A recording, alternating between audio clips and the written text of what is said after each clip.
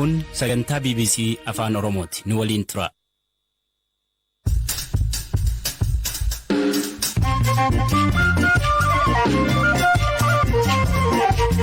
Ashama akkam ooltan dhaggeeffattoota keenya sagantaan keenya eegale kan har'aaf qixeessineen koomishiniin mirgoota namoomaa Itoophiyaa aangawoonni ABO hidhaa jiran atattamaan akka hiikaman gaafachuu, paarkiin biyyaalessaa Booranaa gogiinsa waggaa tokkoon booda lubbuu horachuu, mootummaan guututti giriinariin isaa kana caaluu danda'a malee achi gadi haalli bineensa sanaa gubbaa jiru kompiliitilii rikoover ta'eera.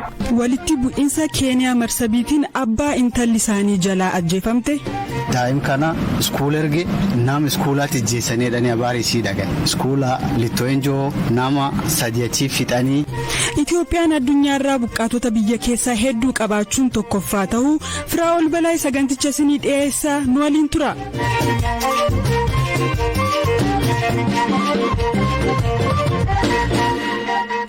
Koomishiniin mirga namoomaa Itoophiyaa miseensota adda bilisummaa Oromoo haala seeraan ala ta'een hidhamanii jiran dabalatee kanneen osoo himannaan irratti hin banamin bakkee garaagaraatti hidhaa irratti argaman biroos hanga himannaan qabatamaan irratti hin dhiyaannetti atattamaan akka gadi dhiifaman gaafate. Hamza Hussein dabalee isinitti hima. Koomishinichi ibsa har'a caamsaa 19 bara 2022 baaseen shakkamtoonni osoo mana murtiitti hin dhiyaatin akka hidhaarra turan gochuun sirna haqaa biyyattii yaaddoo keessa ka galchuu fi namoonni akka amantii irraa dhaban ka godhuudha jedhe. Koomishinichi haala qorannoo geggeesse kanaan hidhamtoonni manni murtii wabiidhaan akka gadhiifaman murteesse, kanneen himannaan isaanii cufamuun murtee seeraan bilisaan gadhiifaman, kanneen himannaan kamuu irratti hin banaminii fi abbaan alangaa himannaa irratti hin banne ta'uun mirkaneessuun ka galmeen qorannoo isaanii cufame seeraan ala iddoowwan garagaraatti dabarfamuun baatii tokko haga waggaa 2 kanneen hidhaa irratti argaman jiraachuu adda baasuu ibse. Kana malees hidhamtoonni muraasni haala qabiinsa badaa fi reebicha manneen hidhaa garagaraa keessatti irratti raawwateen kanneen miidhama qaamaa adda addaatii fi rakkina fayyaatiif saaxilaman akka jiran hubachuu koomishinichi ibseera. Haala qondaaltota ABO manneen hidhaa garagaraa keessa jiranii fi dhimma himannaa isaan irratti dubbii himaa ABO Lammii Gammachuu dubbiseera. Hoogganoonni adda bilisummaa Oromoo gaaffii tokko malee fi beellama mana murtii malee mana hidhaatti ugguramaniidha kan isaan turani. Kunis waggaa 2 oliif keessattuu Jaalabdiin jalqaba 2020 kaasee kan inni dhuma amajjii 2020 kaaseeti kan inni manoota hidhaa adda addaa fi dhaddachawwan adda addaa dhiyaataa ture.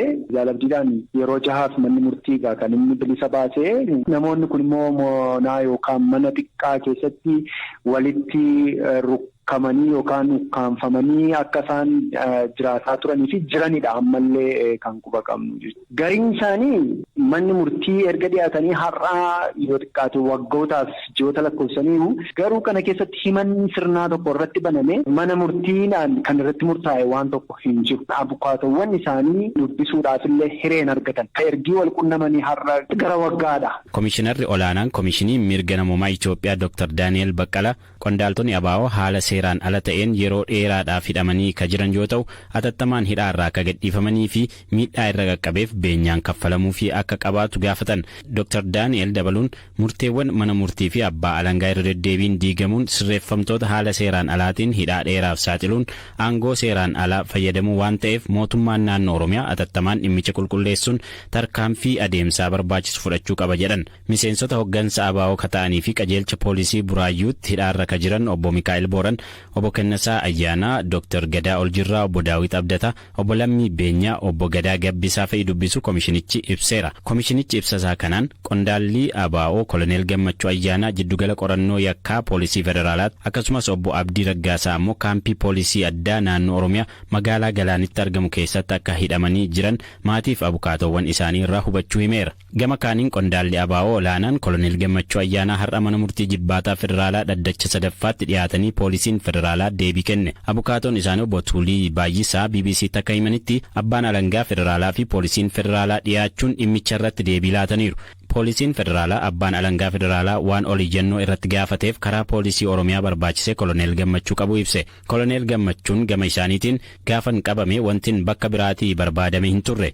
Poolisii federaalaaf poolisii Oromiyaa akkasumas tikni walumaan ta'anii na qaban jechuun dhaddacha irratti dubbachuu isaanii lammiin BBC'tti himeera. Abbaan alangaa federaalaa immoo koloneel Gammachuu ayyaanaa seeraan ala hidhamanii waan jiraniif akka gadhiifaman gaafachaa ture jechuun mana murtiitti himan jedhan obbo Tuuliin. Dabalataan qondaala ABO koloneel Gammachuu ayyaanaa irratti himata banuu akka hin qabne xalayaadhaan poolisa federaalaaf ibsu dhaddacha kana irratti hubachiiseera jedhan. Haa ta'u malee poolisiin federaalaa qaamni qabee nutti kenne poolisiin Oromiyaa akka nurraa fuudhuuf xalayaan gaafannee qaamaanis itti geessinus nu harkaa fuuchuu didan jechuun dhaddacha har'aa irratti ibsuu isaanii ammoo qondaalli ABO lammii Gammachuu BBC'tti hime. Manni murtichaa poolisiin Oromiyaa dhiyaatee akka deebii isaa kennuuf caamsaa 23 bara 2022tti beellamuu obbo Tuuliin BBC'tti himaniiru.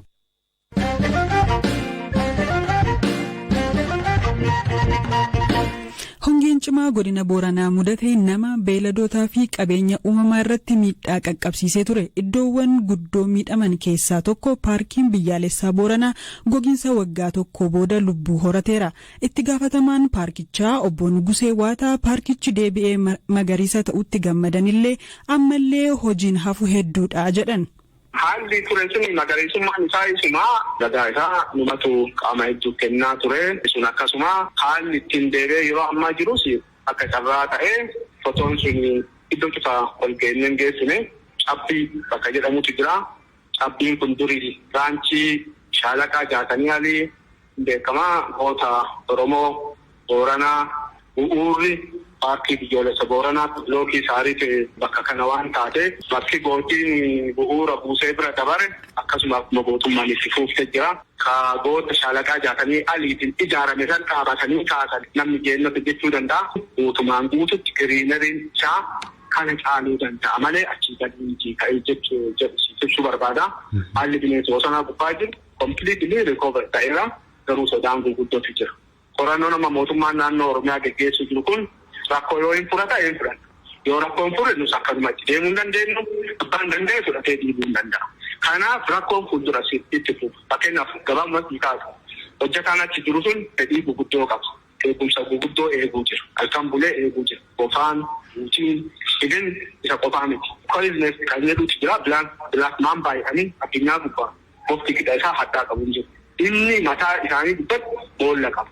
Haga sadarkaa kanaa hojjechuu jira waan ta'eef yeroo isaan irratti tokko rakkoon guddoon saaritti jiru rakkoo bishaaniiti. Dhaantee rakkoon dheerumsaa margi naannoo isaanii immoo bifa uummata fayyaduu bineensa fayyaduu taa'amee irra maratamee giriineriin isaa itti fufiinsa qabaachuu qaba. Sadaffaan immoo sa'aatii kana keessatti guyyaa dheengaddaa yeroo seennee qorannoo kana geggeessinee fotoo kana fudhannu daandii durii utuu hin taane filgoonee gara biraati makiinaa biyyeen gadi fudhachaa maal ta'a aarsaa kaffalee bakka sanatti rakkoo kana baasuu qabna waan jedhuun seenne malee kompiliitilii rooba kanarraa ka'e iddoo sun nama seensisu. Asumaan silkee hordofaa ture makiinaan biraan ga'u motoriin biraan ga'u deemuudhaaf immoo kiloomeetirii haga 40 gargar fagaata. Da'oo bineensotaa Yaaballoo Wild Life Sanctuary kan ture paarkiin biyyaalessaa Booranaa bara 2005 paarkii biyyaalessaa ta'e.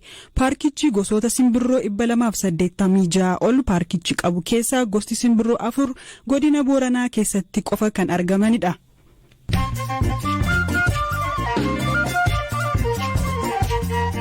Odeessaalee gaggabaabootan darba. Itoophiyaan biyya buqqaatonni miliyoona 5 ol keessa jiran ta'uun buqqaatota biyya keessaa hedduu qabaachuun biyyoota addunyaa keessaa tokkoffaa taate. Giddu galli lammiilee biyya isaanii keessatti qeerra buqqaan to'atu IDMC xumura bara 2021 irratti biyyoota addunyaa mara keessaa lakkoofsi namoota buqqaanii miliyoona 59.1 gahuu hime. Waldaaleen siviilii Afrikaa 12 ta'an waraana kaaba Itoophiyaa akka dhaabsisuuf UN'dhaan xalayaadhaan gaafatan. UN duguuggaa sanyii Rwaandaa keessatti raawwatamerraa barachuun tarkaanfii atattamaa fudhachuun waraanichi akka dhaabsisuuf cimsanii gaafataniiru. Manni murtii olaanaa Indiyaa namticha ajjechaa ministeera muummee duraanii biyyattii Rajiv Gandhi bara 1991tti raawwatame keessaa gahee qabaa jedhamuun itti murtaa'ee ture akka gadhiifamuuf ajaje. Bara 1998tti adabbii du'aan kan irratti murtaa'e kun booda garuu jijjiirameera. loltuun Raashiyaa ganna 21 dhaddacha yakkaa waraana jalqabaa irratti nama nagaa ajjeesuu amane. Vaadim Shaanshim yeroo waraanni eegalametti maanguddoo waggaa 62 dhukaasuun ajjeesuu amaneera.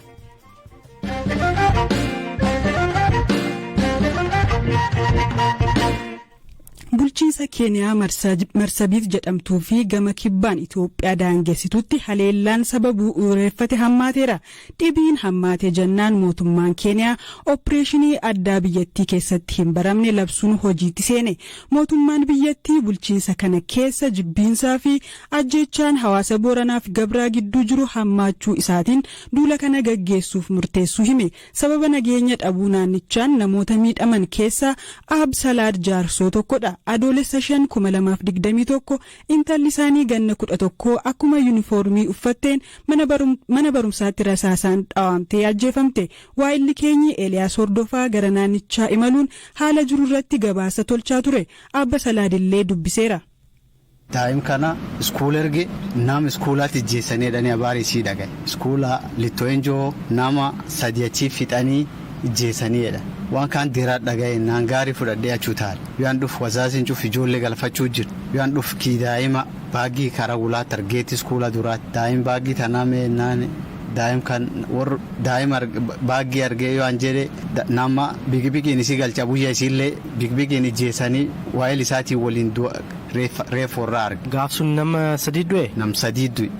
Nam bigbigiin isii iskuula galcha kaabuyya isiitiif nam jiiranii tokko dhibii gurbaa ijoollee kooleejii ka muncumkaan gula bigbigiin taan gulte dira waliin galuu jiranii irbaanii daa'im fuunee gallaa jedhanii nam kaan warkaan argee reef kaan argee naani aanuu kabisaa rifadhee baagitaallee argee daa'imni hospitaalaa reeban naan hospitaal reebuudha hospitaalaan baay'ee naan daa'imiyaa du'e naan amma achumaatti amma halleen shokka argadhee achumaa gale namii artumaa namummaan gaariin na fuudhee ollaan na baasanii daa'im kaallee reeffaallee fudhannee furraa horiyyaa irreessin akkasii bitaan ol kiinan keessaa tuniin nu afektitee nu dhibdee rakkoo nu geessitee daa'im dhabnee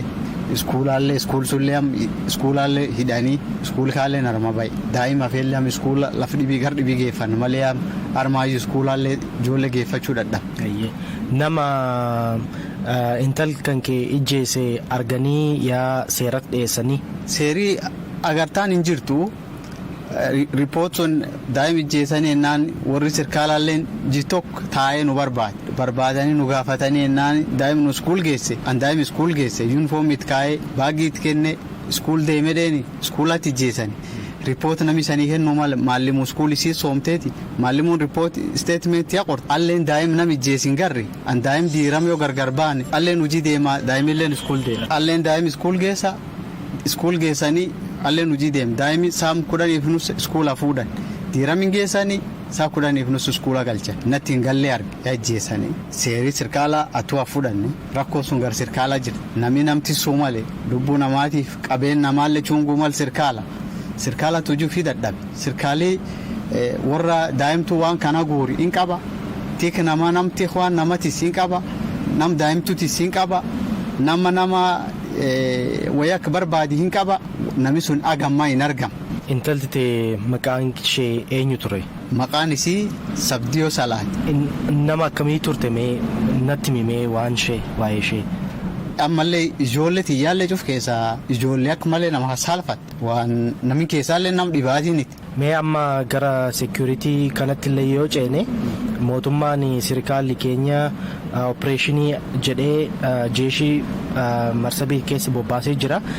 Kan akkamittiin yaadi kee maani kanarratti akkamiin ilaaltee eegii opereeshiniin kun gad dhufte jijjiiramni jira maaltu jirame? Opereeshiniin yaa dhufte torbaan 2 hadhiin dirkeessaan nam fiixan taayyaa ejjan ammoo opereeshinii dhufe gam tokko taa'uu jira.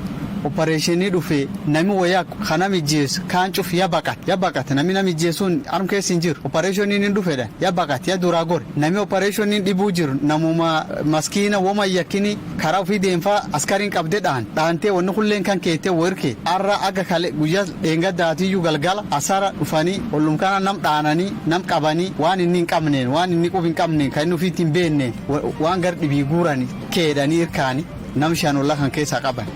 Dhaggeeffattoota keenya sagantaa keenya har'aa asumaan goolabne saganticha Hamzaa Huseen qopheessee an Firaa'ol Balaa immoo isinii dhiyeessaan ture boora hanga walitti dachaanutti gaaritti bula.